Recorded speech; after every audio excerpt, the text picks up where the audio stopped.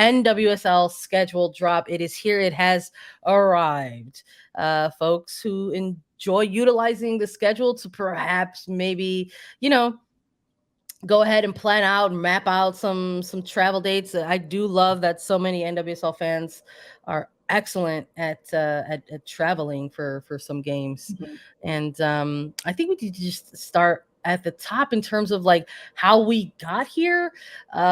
It's sort of been this kind of ongoing, long, unnecessarily running joke about the schedule and where is it and when is it coming and who knows or who has it, and all of the breaking news and who can actually break that, right? But um I don't know if it sometimes it gets to that point where it gets a little nerve-wracking. I think when you have players being pretty vocal about it, it gets to a point where you're just like, okay, maybe this isn't funny anymore.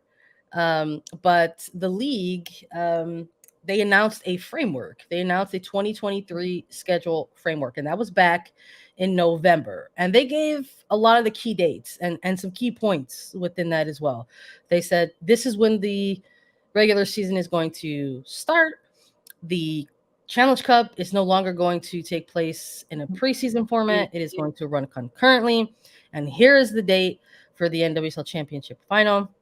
And some other interesting tidbits that they put in that framework was the concept of midweek matches and the fact that they wanted to try to balance some things out in light of a 2023 World Cup on the horizon, in which the league's going to have a ton of players likely absent representing their respective nations in the World Cup. So they threw around something like there's not going to be any midweek regular season matches. Not that there weren't going to be any midweek matches at all, but it was interesting to sort of see all of this framework without the actual schedule in front. And then months and months and months have passed. We rang in a new year.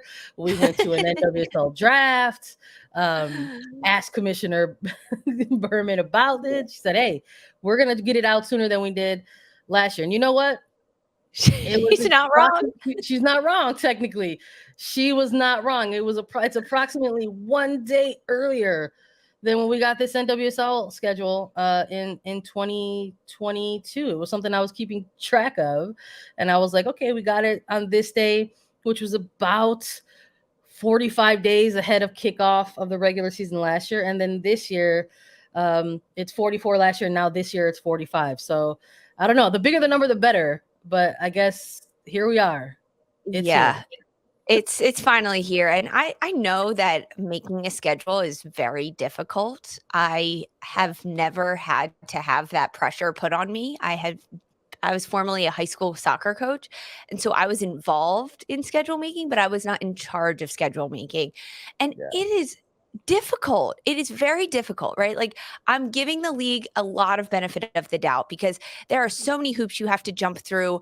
You have to worry about travel for these teams. Yep. You have to make sure one team isn't traveling 6-8 weeks in a row, that they're not just constantly on the road flying from West Coast to East Coast to West Coast to East Coast. You have to take that into account. You have to take into account also competition, right? It's not really great to have the same teams playing back to back in the first 2 months of a season, and then they see all different teams throughout the rest of the 4 months of the season. There are just so many different factors that come into it. Another one being field availability, right? Like, when as horrible as it was that there were teams playing on baseball fields and baseball stadiums, that was because of availability of field, and then being able to have more flexibility in game times and things like that.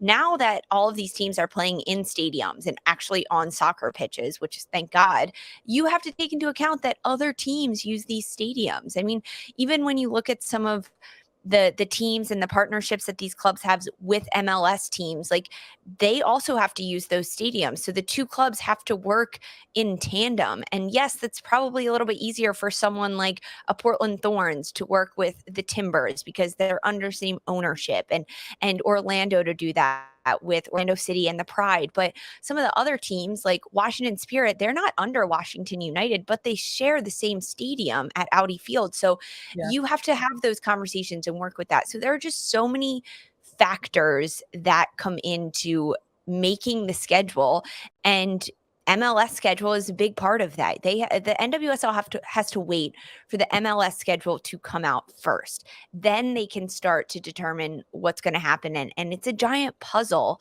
Yeah. of getting all these teams in there. I think that's like really important to kind of like lay the groundwork. Now, yeah, of course I want the schedule 6 months ago, but like I don't know if that's going to happen. At this point, Yeah. we're on I don't know if record. that's We're on possible, pace. honestly.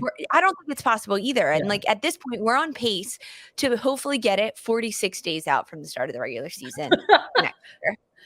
Every day that we get added on is a win. We're gonna count that as a dub for sure. Mhm. But I can also imagine some of the lingering frustrations around it from year after year, sort of like I said, kind of the ongoing joking around it. And while it's understandable that all those factors are taken into consideration, it's also like I think it also just adds to that layer of frustration because you also look at the landscape of the 12 clubs involved, and Mhm. not every team has an official MLS partnership, right? Although maybe they're playing in an MLS stadium. Not every club, is the primary tenant of those, facilities. I mean, Totally. we've talked constantly about Kansas City and what they're doing, and they are building what's going to be the only NWSL specific stadium for a Yeah. team. So even in when they finally break ground on that, which is going to be in the near future, even then, it sounds Mhm. like there's only going to be one stadium that will be able to go ahead Exactly. and do it whatever as they see fit. So that's what I mean when I say it's like I feel like it's not, if it does, I feel like it might not happen. Um I feel like that might not happen, or that might not be a change in how early we get the schedule, even in the near future, when we have so many clubs that do need to maybe take a look at an MLS schedule, or my goodness, just an event schedule that's going on. I Right. mean, I know that there are other events that take place in some of these facilities. I Yep. remember covering things like closely and locally with Chicago, and like part of the joke is like, oh, you know what we should do because we haven't got the schedule yet? We should definitely look at the events calendar of SeatGeek Stadium. And that way we can like probably eliminate and Right. guess that the Red Stars will not be playing a home game. They will be on the road perhaps Mhm. during this particular window of weekends in the summer. It's just like and then you get the actual schedule and then you map out and guess and see if you were right. So Yeah. it's a fun process. It's a fun game to play. But I'm with you. I think at this point, from here on out, at least until the near future, anytime you can get the schedule together earlier than the year before, I think is a win. Because you're also looking at the other side of things for those clubs that want to push those season ticket packages or want to put together Yep. those like those multi-game flex packages, Mhm. anything to help sell tickets to this, to get audiences and fans into those turnstiles. I think it's just going to be beneficial to those sales Yeah. departments. And I think while we're talking about just days, I think even just a week, if we get it to a point where it's like it's a week before, or that we got it out earlier from the year prior, I think is very, very helpful. So, whether it's going to be 46 next year, I don't know. We'll see. It's something that we'll it's something that we'll check in. We'll probably be counting the days again, but uh, something else within this schedule release that we knew about due to the framework was Challenge Cup. So Challenge Cup is something that is going to take place concurrently alongside the regular season. It is no longer going to be a preseason type of event. It's evolved once more. Now in its fourth edition, it is going to kick off officially on April 19th, run through 6 weeks throughout the regular season, and conclude in September with the semifinal on September 6th and a final on September Mhm. 9th. Winners get all the bragging rights, they get a Challenge Cup title, and they get a bonus pool to share as well. So that's very, very exciting. But it's here. For those who may have missed it, Attacking Third is hyped for the schedule to be announced. We've got a lovely set of social graphics for you all to keep track of. We've got some picks of biggest matchups to watch. Lisa made some picks. I made some picks. It's soccer on tour. We Mhm. love our little tour lineup here. Make sure you pay attention to it because it's going to be a theme that we run with all season long, and we're really, Yeah. really excited about that. And we weren't the only ones. We weren't the only ones planning ahead of time. Our wonderful social team were not the only ones getting creative with the announcement or the reveal of the schedule. In fact, clubs also got into all this, and there were some really creative and really funny individual club releases with this schedule announcement. And I loved it. I thought there were Me some pretty too. clever ones, some funny ones, very creative ones. And I think, look, you know where I'm going to start with. I'm going to start with the Chicago Red Stars because Oh, I loved it. I just thought that their announcement to this in reaction to the schedule was great. Shout out to Netflix Wednesday. They took their inspiration from that and did a fully choreographed type of reaction to the schedule, and I thought it was outstanding. Shout out to Erin Wright. Just give her an Emmy. Did a great Yeah. job.